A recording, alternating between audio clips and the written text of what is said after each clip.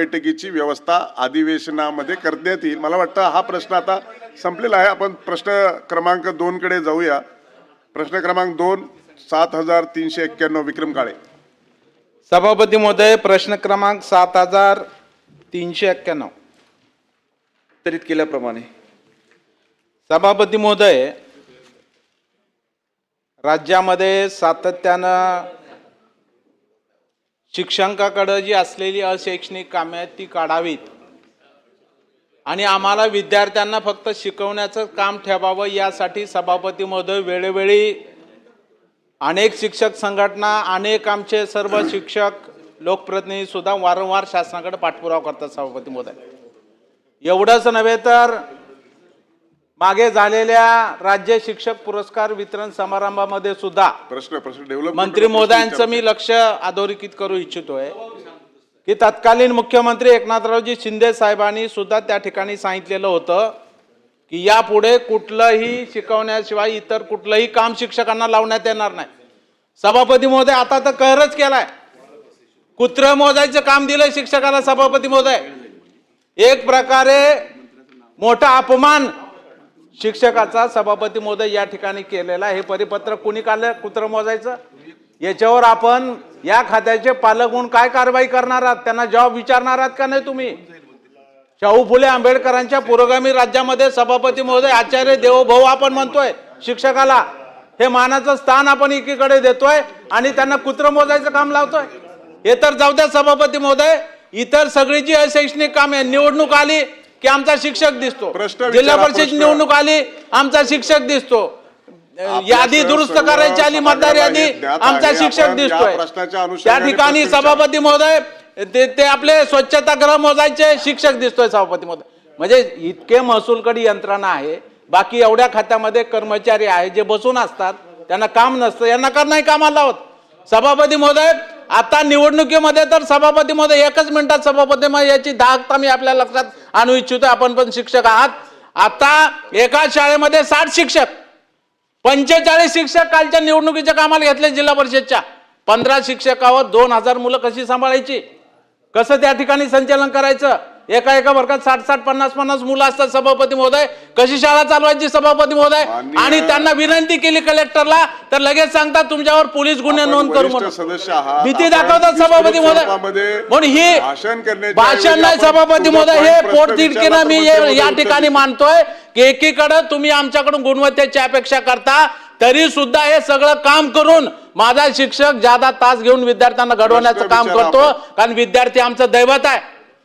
विद्यार्थी आमचं दैवत आहे सभापती महोदय, त्यांच्यामुळे शाळा आहे आणि शाळेमुळे आम्ही आहोत, हे कधी आम्ही विसरत नाही सभापती महोदय। म्हणून या निमित्तानं माझी आपल्याला विनंती आहे, मंत्री महोदयांनी माननीय मुख्यमंत्री सोबत बैठक घ्यावी, आम्हाला बोलवावं आणि याचा सोक्षमोक्ष लावा मंत्री महोदय। आपण जाणकार आहात त्याच्यामधले, याचा नुसतं उत्तर देऊन वेळ मारून देऊ नका, आपण याचा सोक्षमोक्ष लावा की यापुढे येणाऱ्या शैक्षणिक वर्ष 26-27 मध्ये विद्यार्थ्यांना शिकवण्याशिवाय कुठलंही काम शिक्षकाला दिलं जाणार नाही, असं ठामपणाने उत्तर मंत्री महोदय देतील काय? सभापती महोदय, विक्रम काळे साहेब सभागृहाचे ज्येष्ठ सदस्य आहेत, अनुभवी आहेत आणि या अनुभवाचा फायदा ते एखाद्या विषयाचा आपण म्हणतो राईचा पहाड कसा करायचा त्याचा पूर्णपणे ते अनुभवाचा याचा फायदा घेत असतात। त्यांनी सांगितलं की शिक्षकांना कुत्रे मोजण्याचं काम दिलं आहे। माझा काळेसाहेब याच्यावरती आक्षेप आहे। एक तर पहिले तुम्हाला हे सांगतो की जे अशैक्षणिक कामे आहे आम्ही देखील स्वीकारतो की खूप जास्त अशैक्षणिक कामे शिक्षकांकडे देण्यात आलेले आहे, परंतु 28/8/2024च्या शासन निर्णयानुसार आपण शैक्षणिक कामे कोणची आणि अशैक्षणिक कामे कोणचे याचं वर्ग नाही 1 मिनिट, तुम्ही प्रश्न कसा डेव्हलप करता आता उत्तरी थोडंसं डेव्हलप करू द्या ना। आता असं करता तुम्ही, प्रश्न डेव्हलप करता, उत्तर थोडंसं व्यवस्थित सर्वांना परिस्थिती माहीत झाली पाहिजे। आपण त्याचं वर्गीकरण केलेलं आहे, शैक्षणिक कामे कोणची आणि अशैक्षणिक कामे कोणची। ज्या दुसऱ्या विभागाचे अशैक्षणिक कामे आपण सर्व विभागाला सूचना दिल्या आहे की आमचे शिक्षक त्या ठिकाणी हे कामे तुमचे करणार नाही, आपण त्या ठिकाणी सूचना दिलेल्या आहे। पण असं असताना देखील आपल्या माहितीसाठी सांगतो, बालकाचा मोफत व सक्तीचा अधिकार अधिनियम 2009 अंतर्गत कलम 27 अन्वये दशवार्षिक जनगणना, आपत्ती निवारणाची कामे, स्थानिक स्वराज्य संस्था, राज्य विधिमंडळ व संसद यासाठी होणाऱ्या निवडणुकीची कामे शिक्षकांना करणं त्या ठिकाणी अनिवार्य आहे. ठीक आहे, हे त्याच्यामध्येच दिलेलं आहे. असं असताना याच्या व्यतिरिक्त अजून बरेचसे कामं त्या ठिकाणी दिले आहे. आपण त्या दोन्ही पोर्टलचं एकत्रीकरण केलं आहे. ते सरळ आता जे वेगवेगळे 2 ॲप होते त्याचं एकत्रीकरण त्या ठिकाणी केलेलं आहे. नंतर आपण जो प्रश्न या ठिकाणी उपस्थित केला आहे की श्वान मोजण्याचं काम त्या ठिकाणी शिक्षकांना दिलेलं आहे का? श्वान मोजण्याचं काम त्या ठिकाणी दिलेलं नाही. आपण सर्व बघतो की अनेक विपरीत घटना त्या ठिकाणी जे सार्वजनिक ठिकाणी कुत्रे फिरतात, काही करतात, त्याच्यामुळे अनेक विपरीत घटना घडतात. सुमोटो एक व्यक्ती त्या ठिकाणी सुप्रीम कोर्टामध्ये गेला आणि सुप्रीम कोर्टाने त्या ठिकाणी आदेश दिलेले आहेत. माननीय सर्वोच्च न्यायालयाने ज्या ज्या सार्वजनिक ठिकाणी स्वच्छतेबाबत सुयोग्य उपाययोजना करणे, त्या परिसरामध्ये जर का खाद्यपदार्थ पडले आहेत त्याची विल्हेवाट लावणे, या अनुषंगानं आपण आपल्या शैक्षणिक प्रिमायसेसमध्ये त्याला व्यवस्थित कुंपण असलं पाहिजे, त्या ठिकाणी खाद्यपदार्थ पडले नसले पाहिजे, याची काळजी घेण्याचं काम त्या ठिकाणी शिक्षकांना दिलेलं आहे. कुत्रं मोजण्याचं कुठलंही काम त्या ठिकाणी दिलेलं नाही. त्याच्यामुळे हा मी आपला दूर करतो. दुसरं, अजून काही इतर अशैक्षणिक कामे त्यांच्याकडे देण्यात आली आहे. याच्याकरता शासन गंभीर आहे. शासनानं एक येणाऱ्या काळामध्ये किमान एक शनिवार त्यांना फक्त हे कामे करण्याकरता द्यावा का बा, म्हणजे आठवड्यातला एक दिवस फक्त ते आणि बाकीचे सर्व दिवस शिक्षणाचं काम त्या ठिकाणी करतील. किंवा गावागावामध्ये आपले जे सेतू आहेत, सुविधा केंद्र आहेत, त्या सुविधा केंद्राच्या मार्फतून हे रिपोर्टिंग त्यांना करता येईल का, असा देखील विचार त्या ठिकाणी चालू आहे. याचा नेमका आर्थिक भार किती शासनावर पडू शकतो हे कॅल्क्युलेशन करून तुमचं मार्गदर्शन, तुमचं सहकार्य त्याच्यामध्ये घेण्यात येईल आणि नंतर तो निर्णय अंतिम घेण्यात येईल. धन्यवाद. प्रवीण दरेकर. सरकारी शाळांमधील शिक्षकांवर सोपवल्या जाणाऱ्या BLO सर्वेक्षण आणि प्रशासकीय कामं यामुळे प्रत्यक्ष अध्यापनात व्यत्यय येतो आणि त्यामुळे विद्यार्थ्यांचं शैक्षणिक नुकसान होतं ही वस्तुस्थिती आहे आणि स्वाभाविकपणे त्यांच्या गुणवत्तेवर सभापती महोदय विपरीत परिणाम होतो. कायद्यानुसार केवळ जनगणना, आपत्ती व्यवस्थापन आणि निवडणुकांव्यतिरिक्त कामं त्या ठिकाणी देता येत नाहीत. शिक्षक शाळेत हजर नसल्यामुळे, अतिरिक्त कामाचा ताण असल्यामुळे अभ्यासक्रमाचं सुद्धा नुकसान सभापती महोदय या ठिकाणी होतो.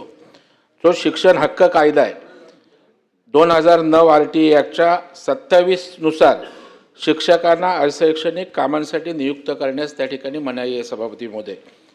यापूर्वी सभागृहात झालेल्या चर्चेत मंत्री महोदयांनी दिलेलं आश्वासन, शिक्षक संघटनांनी वारंवार या मागणीसाठी आवाज उठवल्यामुळे शासनाकडून अशैक्षणिक कामांचे ओझे कमी करण्यात येईल अशा प्रकारचं आश्वासन दिलेलं आहे.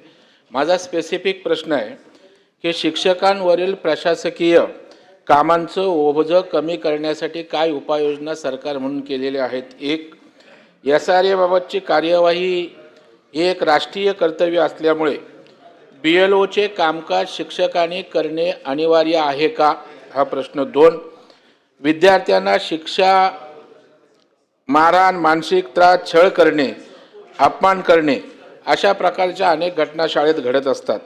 शासनाने शासन निर्णय काढून शिक्षण हक्क कायदा 2009 कलम 17च्या तरतुदी अधिक कडक केल्या आहेत. याची अंमलबजावणी सर्व शाळांमध्ये करण्यासाठी शासनाने कोणत्या प्रकारची कार्यवाही केली आहे, असा तिसरा स्पेसिफिक प्रश्न आहे.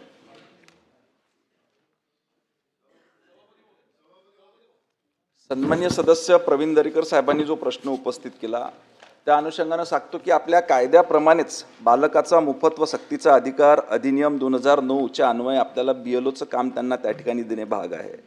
असं असताना आपण म्हटलं की त्यांचे अशैक्षणिक कामं करण्याकरता कुठल्या कुठल्या उपाययोजना त्या ठिकाणी करण्यात आल्या. या ठिकाणी शिक्षकांना देण्यात येणारी शैक्षणिक अशैक्षणिक कामे विचारात घेऊन शिक्षकांना प्रत्यक्ष अध्ययन आणि अध्यापनासाठी शिकवण्याकरता भरपूर वेळ मिळावा, पुरेसा वेळ मिळावा आणि शिक्षकांची कामे सुलभ व्हावी याच्याकरता आपले जे 2 प्रणाली होत्या, एक सरळ प्रणाली होती आणि UDIS प्रणाली, याचं आपण त्या ठिकाणी एकत्रीकरण त्या ठिकाणी केलेलं आहे. दुसरं, अनेक समित्या होत्या, शाळा समित्या अनेक होत्या, वेगवेगळ्या समित्या होत्या. त्याच्यामध्ये मग त्या समित्या आपण त्या ठिकाणी त्यांची संख्या भरपूर प्रमाणात त्या ठिकाणी कमी केलेलं आहे, ज्यामुळे शिक्षकांना अध्यापनासाठी त्या ठिकाणी पूर्ण वेळ मिळणार आहे.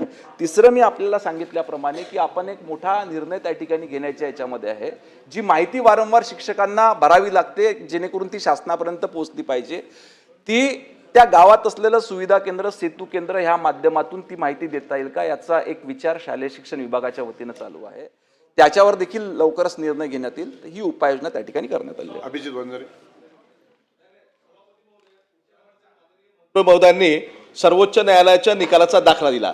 सर्वोच्च न्यायालयाच्या निकालामध्ये असं कुठेही म्हटलं नाही, आदेशामध्ये असं म्हटलं नाही आहे की जे नगर परिषद किंवा स्थानिक स्वराज्य संस्थांच्या अंतर्गत स्वच्छता किंवा इतर ज्या सोयी आहे त्याच्यावर जे लक्ष देण्याचं काम आहे हे शिक्षकांनी करावं असं कुठेही नमूद केलेलं नाही आहे. आमचा मूळ प्रश्न हा आहे, मूळ आमचा आक्षेप तोच आहे की या स्थानिक स्वराज्य संस्थांची आपली जबाबदारी ही शिक्षकांच्या मार्फत ते काय करताय. स्वच्छता असेल किंवा कुत्रे मोजणे असेल किंवा आणखीन नसबंदी झालेले कुत्रे सुद्धा त्याची सुद्धा संख्या विचारात घ्यावी असे पत्रे काढलेले आहेत काही ईओनी आणि म्हणून त्याच्यावर आक्षेप आहे. तर हे अशा पद्धतीचे स्थानिक स्वराज्य संस्थांच्या अंतर्गत येणारे कामं हे शिक्षकांना देण्याचा आपण जो निर्णय घेतलेला आहे तो आपण रद्द करणार का, हा आमचा स्पेसिफिक प्रश्न आहे. मंत्री महोदय. सभागृहातले ज्येष्ठ विधितज्ञ ॲडव्होकेट अभिजित वंजारी यांनी जो प्रश्न या ठिकाणी उपस्थित केलेला आहे त्या अनुषंगानं सांगतो की स्थानिक स्वराज्य संस्थेच्या प्रिमायसेस मधले कुठलेही कामं त्या ठिकाणी शिक्षकांवर देण्यात आलेले नाही आहे. शैक्षणिक परिसर जे एज्युकेशनल प्रिमायसेस जे आहे त्या ठिकाणी उपाययोजना करण्याच्या सूचना दिल्या आहे. फॉर एक्झाम्पल आता तुमचंही महाविद्यालय आहे, त्याही ठिकाणी कुत्रे आले नाही पाहिजे म्हणून आपण चांगलं फेन्सिंग, तुम्ही मागच्याच आठवड्यात आढावा घेतला, अभिजित भाऊनी मागच्याच आढाव्यात बैठक घेतला त्या ठिकाणी मागच्या आठवड्यामध्ये का सर्व फेन्सिंग बरोबर आहे की नाही, कोणी खाद्यपदार्थ टाकते का. ज्या पद्धतीनं तुम्ही तुमच्या इथलं काळजीनं काम करता त्याच पद्धतीनं आमचे जे प्रिमायसेस आहे शासनाचे ते प्रिमायसेस देखील व्यवस्थित सुरक्षित नाही. ज्या शाळा सरकारी शाळा ह्या जिल्हा परिषदेच्या आहेत किंवा नगरपालिकेच्या आहेत त्या ठिकाणचं देखील फेन्सिंग शेवटी तिथली ओनरशिप तर कोणाची तरी पाहिजे ना. आज आपल्या सर्वांना माहिती आहे, तुम्हालाही माहिती आहे, तुमच्या इथं नॉन टीचिंगचा स्टाफ कमी आहे, जास्तीत जास्त कामं तुम्ही म्हणजे वारंवार तुम्ही म्हणाल तूच टाका. उदाहरणार्थ सांगितलं मी, त्या ठिकाणी जे जिल्हा परिषदच्या शाळा आहे, नगरपालिकेच्या आहे, महानगरपालिकेच्या आहे, ह्या ज्या शाळा आहेत तिथले देखील फेन्सिंग बरोबर आहे की नाही, त्या ठिकाणी बाहेरचं खाद्यपदार्थ येऊन पडलेलं असते का याच्यावर लक्ष ठेवण्याचं मूल्यमापन करण्याचं काम फक्त त्या ठिकाणी दिलं आहे. आणि मग तशा सूचना त्या शिक्षकांना स्थानिक प्रशासनाला द्यायच्या आहे की इथे अशी व्यवस्था नाही आहे. ज्ञानेश्वर म्हात्रे.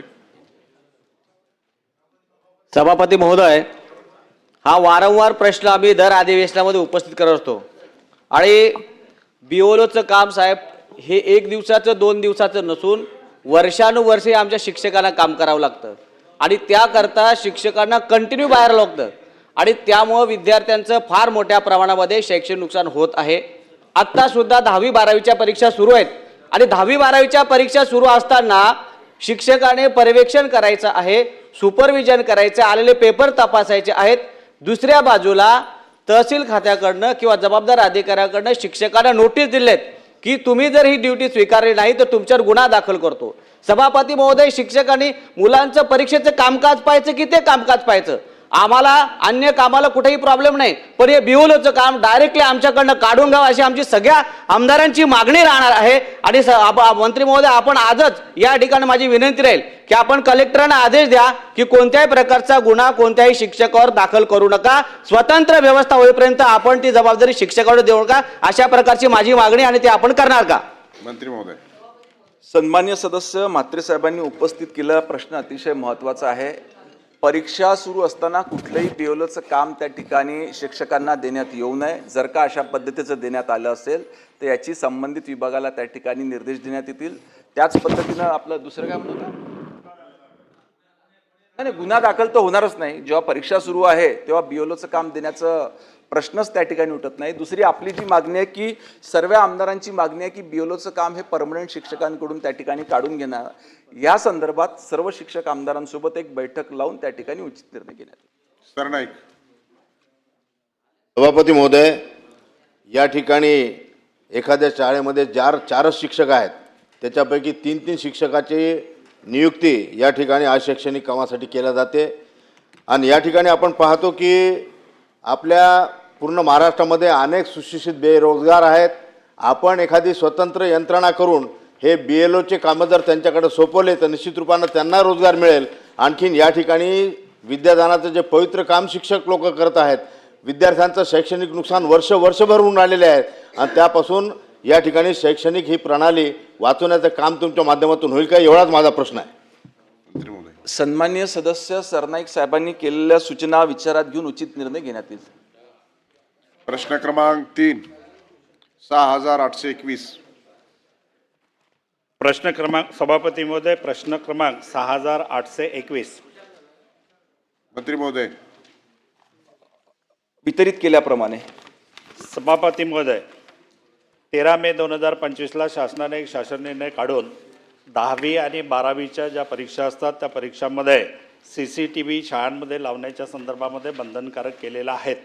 आणि आजची जर परिस्थिती पाहिली शाळांची तर वेतनेतर अनुदान हे 5व्या वेतन आयोगाच्या मार्च 2009च्या 5% दिल्या जाते असं शासन निर्णय असताना सुद्धा मिळणाऱ्या अनुदानाच्या 20%च्या वर या 4-5 वर्षामध्ये अनुदान दिलं गेलेलं नाहीत. मग या व्यवस्थापनाने किंवा मुख्याध्यापकाने CCTV लावण्याची व्यवस्था कुठून करावी हा माझा प्रश्न आहे.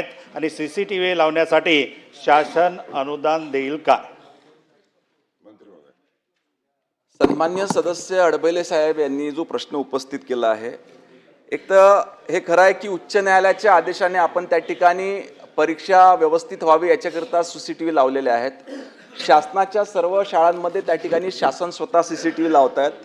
आणि आपण जो चिंता या ठिकाणी व्यक्त केली की ज्या खाजगी आहेत परंतु अनुदानित आहे आणि त्यांची ग्रँट बंद असल्यामुळे ते कुठून लावतील, तर कदाचित आपल्याला माहिती नसावी, आपल्या 21,000 शाळा आहेत खाजगी अनुदानित. आणि अभिनंदनाची गोष्ट म्हणजे 21,000 पैकी 17,000 शाळांनी लावल्या पण आहे. आणि त्यांचं उदाहरण घेऊन उर्वरित 4,000 त्या ठिकाणी लावतील. याच्याकरिता आपण जेव्हा एखादी संस्था काढतो अडबैले साहेब, अनेक मंडळींच्या संस्था आहे, हे अपेक्षित असते की कुठलं त्या संस्थेमध्ये काही ना काही क्षमता असेल, त्या अनुषंगानंच त्यावेळेस ती शाळा किंवा एखादी संस्था काढत असतील. माझी या अनुषंगानं विनंती आहे की 21,000 शाळांपैकी ज्या पद्धतीनं 17,000 शाळांनी व्यवस्था केली, उर्वरित 40,000 संस्था देखील लवकरात लवकर व्यवस्था करतील. शशिकांत शिंदे. मंत्री महोदयाने उत्तर दिलेलं आहे कोर्टाच्या आदेशाप्रमाणे. मंत्री महोदय, आपल्याला आपण रोज टी व्हीवर पण बघतोय, आत्ताच 10वी 12वीच्या परीक्षेला आपण बघितलंय कॉप्या सर्रास चालू आहे. त्याला आळा घालण्याची जबाबदारी आपली आहे, कराल. आपण एक उत्तर दिलेलं आहे की शासकीय व स्थानिक स्वराज्य संस्थेच्या शाळेमध्ये परिसरामध्ये CCTV लावले पाहिजे. खाजगी करतायत, 17,000 केलेत, अजून 4,000 लागतील. स्पेसिफिक प्रश्न आपण दिला, त्यांनी सांगितलं 5% निधी हा आपण शालेय शिक्षणाच्या संदर्भातून वापरण्यासाठी दिला जातो. वार्षिक जिल्हा वार्षिक नियोजनामधून 5% निधी देत असताना तो फक्त CCTVसाठी वापरला जात नाही, तो वेगवेगळ्यासाठी कामासाठी वापरला जातो. माझी आपल्याला स्पेसिफिक विनंती प्रश्न असा आहे की परीक्षा दर वर्षाला होते आणि ही परीक्षा होत असताना आपण अजून 2 वर्षानंतर ते करायला गेलो तर कोर्टात आव्हान किंवा आपण बोगस अशा प्रकारचं जी कॉपी होत आहेत त्याच्यावर आळा घालण्यासाठी फेल्युअर होतोय हा संदेश आहे.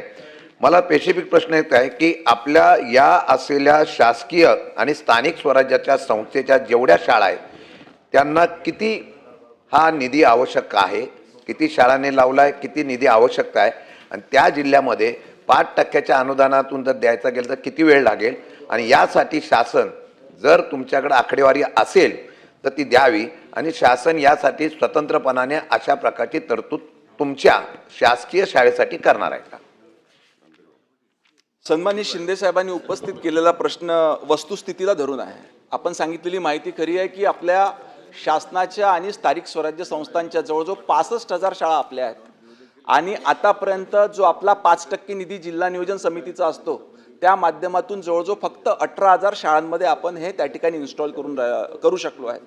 जवळजवळ 45,000 शाळांमध्ये अजून त्या ठिकाणी लावायचं आहे. आमची देखील सर्व लोकप्रतिनिधींना विनंती आहे की न्यायालयाच्या आदेशाच्या अनुषंगानं आपण सांगितलं की फक्त 5% मधून फक्त CCTV लावण्याचं काम होत नाही. अनेक ठिकाणी त्या ठिकाणी कंपाऊंड वॉल करतात, तुटलेली वर्गखोली आपण त्या ठिकाणी दुरुस्त करत असतो. तर प्रायोरिटीने जर का हे काम घेतलं तर एवढा कालावधी लागणार नाही, लवकरात लवकर त्या ठिकाणी हे काम पूर्ण होईल. याच्या उपरी आपण केलेल्या सूचनाप्रमाणे राज्य शासनाकडनं या शासकीय शाळा आहेत, स्थानिक स्वराज्य संस्थांच्या शाळा आहेत, त्यांच्याकरिता एक एस्टिमेट काढून किती निधी सरकारकडून द्यावा लागेल आणि देऊ शकतो याचा निश्चितपणे विचार करण्यात येईल. अभ्यंकर. हो, मंत्री महोदयांनी जे उत्तर दिलेलं आहे त्याच्यामध्ये थोडं तपासण्याची मला वाटते आवश्यकता आहे की बोर्डाने सक्ती केली होती. बोर्डाने सक्ती करून असं सांगण्यात आलं होतं की जर या माध्यमिक शाळांमध्ये ज्या ठिकाणी सेंटर आहे त्या ठिकाणच्या प्रत्येक वर्गामध्ये कॅमेरे जर बसवले नाहीत तर त्या शाळांची मान्यता काढून घेण्यात येईल अशा प्रकारची त्यांना धमकी दिलेली असल्यामुळे बऱ्याचशा माध्यमिक शाळांनी हे सगळं आपण जे सांगताय की 17,000 ठिकाणी बसवले ते त्यांनी भाड्याने आणलेली आहेत. मुंबई सिटीमध्ये 255 शाळा आहेत. मुंबई सिटी प्रॉपर 255 शाळांपैकी 240 शाळांच्या वर्गामध्ये प्रत्येक वर्गामध्ये CCTV नाही. त्यामुळे हा DPDCच्या समोर यावेळेला मी विषय मांडल्यानंतर त्यावेळेला एकनाथ शिंदे साहेबांनी तिथे मान्य केलं की फक्त CCTV करता बसवण्याकरता तुमच्याजवळ जर निधीच नाही, कोणत्याही प्रकारचं आपल्याकडे अनुदानित जे ग्रँट मिळते आहे त्याच्या व्यतिरिक्त वेतनेतर अनुदानाकरता कोणतंही आपण अनुदान देत नाही. या पार्श्वभूमीवर इथे मुंबई सिटीमध्ये त्याच्याकरता काही शाळांना करता का होईना परंतु CCTVची प्रोव्हिजन केल्या गेलेली आहे. अशाच प्रकारची तरतूद राज्य शासनाच्या बजेटमध्ये, कारण यांना कोणत्याही प्रकारचं अनुदान नाही, अशा परिस्थितीमध्ये ह्या शाळा स्वतःहून हे बसू शकत नाही, त्यांना कोणताही स्रोत नाही, आपण त्यांना फी घेऊ देत नाही आणि परत त्यांना आपण अनुदान पण देत नाही. अशा परिस्थितीमध्ये आपण DPDCच्या माध्यमातून आणि राज्य शासनाने तरतूद करून 100% शाळांमध्ये CCTV जी आज गरजेची आहे ती बसवण्याकरता तरतूद करणार आहात काय? सन्मान्य अभ्यंकर साहेबांनी जो मुद्दा मांडला त्या अनुषंगाने मी सांगू इच्छितो की जेव्हा शासनाने याच्यामध्ये CCTV लावण्याकरता पुढाकार घेतला त्यानंतरच आज जवळजवळ आपल्या शासकीय आणि स्थानिक स्वराज्य संस्थांच्या 18,000 शाळांमध्ये आपण CCTV लावले.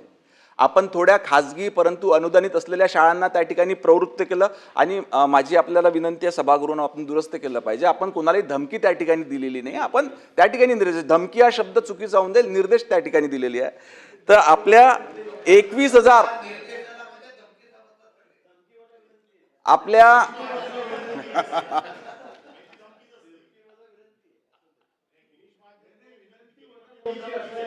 आता धमकी वजा विनंती का विनंती वजा धमकी येते ते हा जो जेव्हा आपण निर्णय घेतला अभ्यंकर साहेब, आपण जेव्हा निर्णय घेतला की बाबा शाळांमध्ये CCTV लागले पाहिजे त्याचीच फलश्रुती आहे की काय तर 18,000 आपल्या स्थानिक स्वराज्य संस्थांच्या शाळेमध्ये लागल्या. 21,000 पैकी ज्या खाजगी अनुदानित आहे त्या 21,000 पैकी जवळजवळ 17,000 शाळांमध्ये त्या ठिकाणी लागले. आता याच्यामध्ये एक महत्त्वाचा प्रश्न आहे ज्याच्यामध्ये आपण तातडीनं बैठक घेऊन त्या ठिकाणी सक्त सूचना देणार आहोत. ज्या सेल्फ फायनान्स शाळा आहेत त्या जवळजवळ 16,407 आहेत आणि त्यांनी फक्त 1698 मध्येच त्या ठिकाणी लावलेले आहेत, बाकी ठिकाणी लावलेले नाही. तर त्यांना देखील सूचना त्या ठिकाणी आपण देणार आहोत. या अनुषंगानं आपलं जे सांगणं आहे की मुंबईतल्या 240 शाळांमध्ये लागलेले नाही. आता हे पहिले बघावं लागेल की ह्या शाळा महानगरपालिकेच्या आहेत की खाजगी संस्थांच्या आहेत. साधारणतः आमची अशी अपेक्षा आहे की मुंबईमध्ये 2 पद्धतीच्या शाळा असतात. एक खाजगी ज्या वेल एस्टॅब्लिश चांगल्या संस्थांच्या आहेत किंवा दुसऱ्या एक तर महानगरपालिकेच्या. आपल्याला सांगताना आनंद होतो की आपण नेहमी सभागृहामध्ये चर्चा करतो की दिवसेंदिवस शासकीय शाळांची संख्या, विद्यार्थी संख्या का बरं कमी होते, परंतु यावर्षी आपण शाळा प्रवेश उत्सव त्या ठिकाणी कार्यक्रम सुरू केला होता. मी बांद्र्याच्या एका स्लम एरियाच्या शाळेमध्ये त्या ठिकाणी गेलो होतो. जवळजवळ 900 विद्यार्थी संख्या त्या ठिकाणी होती. मी जेव्हा त्या महानगरपालिकेच्या एज्युकेशन ऑफिसरला विचारलं की इतकी संख्या आपल्या शाळेमध्ये कशी, त्यांनी मला सांगितलं की जी विद्यार्थी संख्या मुंबई महानगरपालिकेच्या शाळेपर्यंत आतापर्यंत साधारणतः 2-2.25 लाख राहायची, ती विद्यार्थी संख्या ह्या 3 ते 4 वर्षामध्ये 2-2.25 लाखावरून 3.5 लाखापर्यंत पोहोचलेली आहे. याचं कारण काय? त्या पद्धतीच्या सोयी सुविधा त्या ठिकाणी उपलब्ध करून देण्यात आलेल्या आहे. दुसरं आपण जे सांगितलं, आपण यादी द्यावी, स्पेसिफिक यादी द्यावी की ह्या ठिकाणी CCTV लागलेले आहे. निश्चितपणे त्या संस्थांना तशा सूचना देण्यात येतील किंवा त्या संस्थांची जर का तशी परिस्थिती नसेल तर शासन त्याच्यामध्ये पुढाकार घेईल. भाई जगताप. महोदय, वेळेनुसार काळानुसार